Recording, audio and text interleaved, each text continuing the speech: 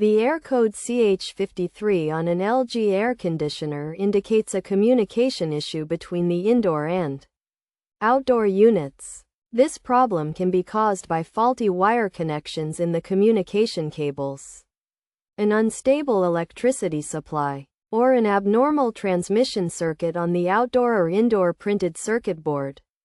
To resolve this issue, start by checking the wiring in the communication cables, especially if the error code appears immediately after installation. In such cases, it's best to have the installation technician verify and repair any misconnected wires to ensure proper communication between the units.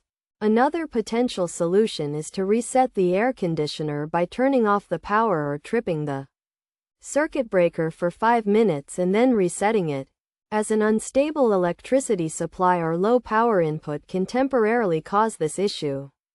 Also, ensure both units are operating at a power input of AC 230V.